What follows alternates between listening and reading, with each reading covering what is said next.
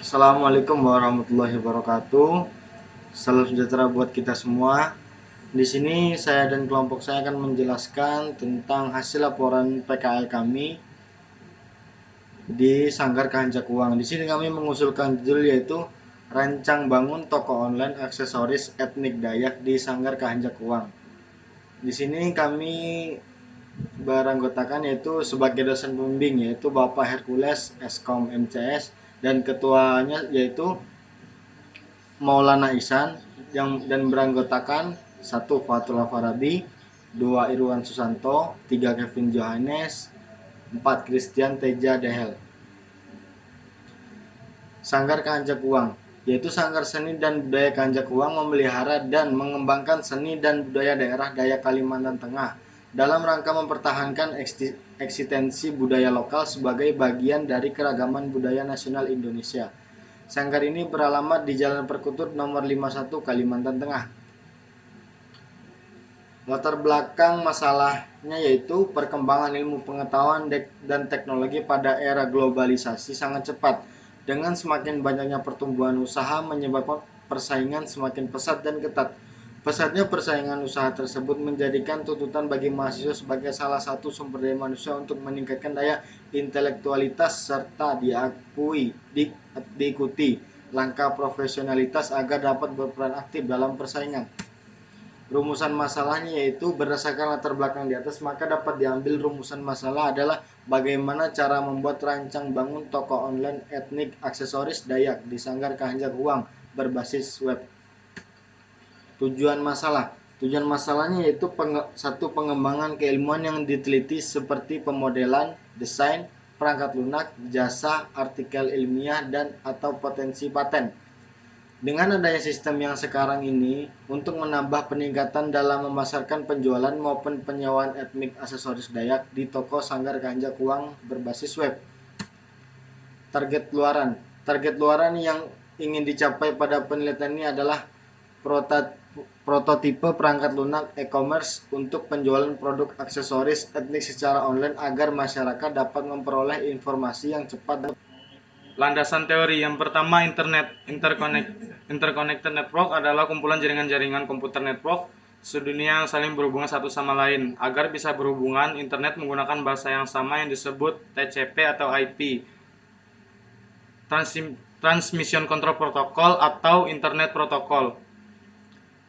TCP atau IP memberikan sebuah alamat address dan identitas atau bisa disebut identity yang bisa disingkat ID, yang uniknya tidak boleh sama pada setiap komputer di seluruh dunia untuk menghindari adanya kesalahan pengiriman data. Sebagai sebuah jaringan komputer dunia, internet dapat dikatakan sebagai jalur transportasi segala informasi yang berbentuk file atau data pada komputer lain. Yang kedua, website atau situs merupakan sebuah kumpulan halaman yang menampilkan informasi data teks, gambar diam atau gerak, animasi, audio, video, atau gabungan dari semuanya, baik yang bersifat statis atau dinamis yang membentuk rangkaian bangunan yang saling terkait di mana masing-masing dihubungkan dengan jaringan-jaringan halaman atau bisa disebut hyperlink. Rancang bangun adalah kegiatan menerjemahkan suatu hasil analisis dari masalah ke dalam bentuk perangkat lunak yang kemudian menciptakan sistem baru atau pembaharuan untuk menggantikan sistem yang sudah ada. Selanjutnya, sanggar. Kamus lengkap bahasa Indonesia. Sanggar adalah kata benda, artinya tempat pemujaan yang ada di lingkungan perkarangan rumah atau tempat berkegiatan seni. Dan kata lain, sanggar adalah tempat atau wadah di mana berkumpul atau bertemu untuk bertukar pikiran tentang suatu bidang ilmu atau bidang tertentu. Sedangkan sanggar seni adalah tempat atau wadah di mana seniman-seniman mengolah seni guna suatu pertunjukan. Selanjutnya, e-commerce. Sekarang ini kegiatan jual beli tidak hanya dilakukan dengan bertemu langsung. Pemanfaatan teknologi digital membuat proses transaksi bisnis dapat dilakukan langsung dari tempat masing-masing, yang membuat berbelanja ataupun berjualan menjadi lebih mudah. Penggunaan internet untuk aktivitas jual beli dikenal dengan istilah e-commerce. Selanjutnya, SEM. SEM memiliki fungsi sebagai lingkungan instalasi PHP, di mana PHP merupakan sebuah komponen untuk pengembangan sebuah website. Dengan SEM kita dapat melakukan pengembangan sebuah website secara offline. atau tanpa terkoneksi ke internet untuk mengakses atau melihat website yang sedang dikembangkan. Dan untuk text editor adalah suatu software, aplikasi atau program komputer yang memungkinkan penggunanya untuk membuat, mengedit atau mengubah sebuah file teks. Namun biasanya text editor digunakan oleh programmer untuk mengembangkan website atau pembuatan website. Jenis penelitian. Dalam penulisan laporan ini, jenis penelitian yang digunakan adalah penelitian dan pengembangan atau research and development. Penelitian dan pengembangan merupakan suatu proses, langkah-langkah untuk mengembangkan sistem informasi baru atau menyempurnakan sistem informasi yang sudah ada. Metode penelitian ini digunakan untuk menguji keefektifan sistem informasi yang telah ada atau dengan pembaharuan yang nanti akan diterapkan. Metode pengembangan perangkat lunak. Menurut riset dari IBM, pengembangan perangkat lunak merupakan istilah dalam ilmu komputer. Maknanya adalah serangkaian aktivitas yang dilakukan untuk merancang, membuat, mengaplikasikan, dan mendukung atau meningkatkan fungsi perangkat lunak. Adapun metode yang digunakan adalah prototyping model. Sebuah prototype adalah versi awal dari toko online aksesoris etnik Dayak di Sanggar Kehanjak Huang untuk mendemonstrasikan konsep-konsep perancangan dan menemukan lebih banyak masalah. Teknik pengumpulan data. Yang pertama ada observasi, yang merupakan suatu metode pengumpulan data yang secara langsung melakukan pengamatan kepada objek yang diteliti. Ada wawancara. Wawancara adalah kegiatan pengumpulan data dengan tanya jawab secara langsung dengan narasumber. Narasumber yang dimaksud adalah pemilik Sanggar Kehanjak Huang. Namun karena beradaptasi dengan pandemi virus COVID-19, wawancara dilakukan dengan menggunakan aplikasi Zoom dan WhatsApp tanpa bertemu langsung. Yang terakhir adalah studi pustaka. Studi pustaka merupakan metode pengumpulan data yang mengumpulkan data-data dari buku, artikel yang berhubungan dengan penelitian. Baik, di sini saya akan menjelaskan dari desain itu sendiri. Di sini ada desain data, yaitu tabel database-nya. Yang pertama itu ada tabel barang, yang mana di sini ada beberapa nama file, tipe, dan ukurannya sendiri. Dan untuk tabel barang itu sendiri, itu primary key-nya itu ID barang. Dan yang selanjutnya itu ada tabel keranjang. Untuk primary key-nya itu adalah ID card. Dan untuk selanjutnya itu ada tabel pengiriman. Dan untuk primary key-nya itu adalah ID pengiriman. Selanjutnya di sini ada tabel pesanan, dan untuk primary key-nya kita ambil yaitu ID pesanan. Dan selanjutnya ada tabel user, yang diambil itu primary key-nya adalah ID. Selanjutnya di sini adalah desain interface. Yang pertama, untuk halaman login itu adalah seperti ini, dan ini sebelahnya ada halaman menu utama, halaman kategori, dan selanjutnya itu ada halaman tentang, dan selanjutnya juga ada halaman hubungi kami. Dan ini adalah untuk desain interface-nya, tampilan halaman admin. Di situ ada beberapa, yaitu ada list, pesanan sukses, input barang, slider, gudang, user, dan logout. Di sini juga ada halaman dashboard-nya itu sendiri. Dan untuk tampilan website-nya sendiri, di sini ada halaman login. Untuk di halaman login ini sendiri, nanti kita diberi pilihan itu masuk login sebagai user atau sebagai admin. Kalau nanti sudah login, dia akan dimasukkan berdasarkan pilihan. Kalau misalkan tidak login, itu akan dilarikan ke halaman dashboard, dan itu cuma bisa melihat produk. Dan ini adalah beberapa halaman produk itu sendiri. Di situ terdapat kategori aksesoris, dan aksesoris itu sendiri ada anting, bulu, congor, kalung, laung, dan sumping.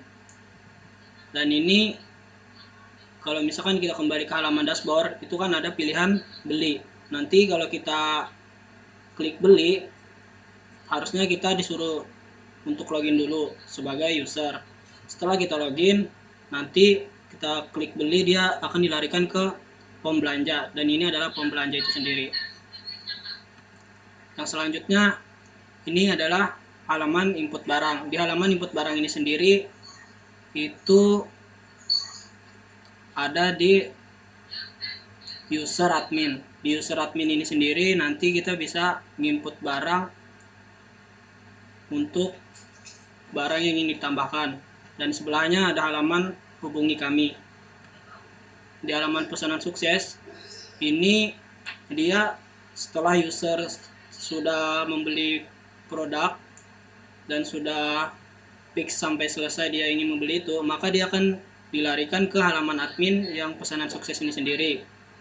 Dan selanjutnya ini adalah halaman bayar. Halaman bayar ini adalah ketika user sudah ingin membeli produk, maka dia akan dilarikan ke pembayaran. Dan di situ diminta menulis nama, alamat, dan nomor telepon. Dan ini adalah halaman list pesanan. Halaman list pesanan ini sendiri itu ditampilkan di bagian user admin. Dan di halaman dashboard itu sendiri itu kan ada terdapat slider. Nah, di halaman slider itu kita bisa mengganti melalui user sebagai admin, dan ini adalah tampilannya. Dan untuk kelola user itu juga bisa dilakukan melalui admin, dimana kalau kita sebagai admin kita bisa menonaktifkan user yang sudah melakukan pembuatan akun atau setelah login. Dan selanjutnya ini adalah halaman gudang. Dimaksudkan di sini halaman gudang itu sendiri yaitu barang-barang yang sudah diupload di halaman website itu sendiri. Dan ini adalah halaman transaksi admin, yaitu hasil transaksi dari pelanggan itu sendiri nanti akan ditampilkan di transaksi admin. Dan untuk yang di sebelah kanan ini itu adalah halaman transaksi pelanggannya. Ini adalah halaman utama admin, dan sebelahnya ada halaman tentang menjelaskan tentang apa itu dari Sanggar Keranjang Uang itu sendiri. Hasil yang dicapai pada saat PKL. Antara lain adalah kami menjadi lebih mengerti secara mendalam apa itu toko online dan berbagai hal yang ada di dalam pembuatan website.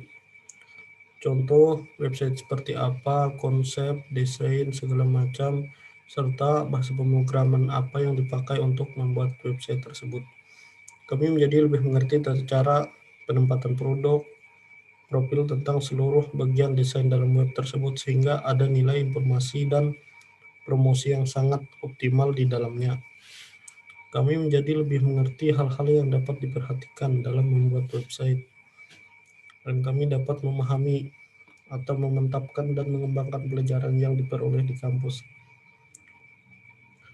Bersosialisasi dengan baik terhadap banyak orang, bagaimana menjaga sikap dalam bertindak maupun berbicara kepada orang ataupun sesama anggota PKL.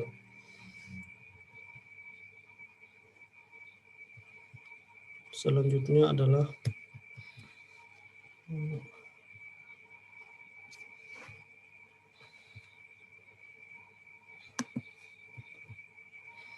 potensi hasil. Potensi hasil adalah memperluas wawasan masyarakat tentang toko butik keranjang uang, menjaring lebih banyak customer, akses informasi toko butik keranjang uang menjadi lebih cepat tanpa harus datang ke toko tersebut secara langsung, apalagi dengan keadaan sekarang yaitu pandemi COVID-19 ini. Tentu semakin sulit untuk bertatap muka secara langsung karena sangat tidak aman untuk kesehatan diri kita masing-masing. Dan pemasaran via website selain dapat menjaring luas konsumen juga dapat meningkatkan penjualan. Kinerja website sebagai media informasi produk juga bisa menjadi mesin marketing yang handal, mempermudah berinteraksi dengan konsumen. Jadi dengan adanya website atau toko berbasis online itu akan menjadi lebih efisien dalam menjalankan transaksi jual beli, terutama dalam bidang pembayaran, dalam memilih produk. Jadi kita tidak perlu keluar ataupun ke toko secara langsung. Kita tidak perlu bersusah payah mencari-cari barang, misalnya ke pasar, misalnya kemanapun yang kita perlukan. Kita cuma buka website dan kita tinggal memilih sesuai apa yang kita inginkan. Jadi bagi kami toko online itu sangat penting dan sangat efisien untuk kita, apalagi di masa-masa pandemik yang seperti ini. Dengan adanya potensi hasil yang sangat luar biasa tersebut, kami berharap bisa meningkatkan semangat dan pengetahuan yang lebih luas lagi dalam bidang ilmu teknologi untuk masa depan bangsa dan masa depan teknologi terutama di Indonesia ini. Sekian pemaparan dari saya. Salah hilaf mohon maaf. Atas segala perhatian terima kasih. Assalamualaikum warahmatullahi taala wabarakatuh.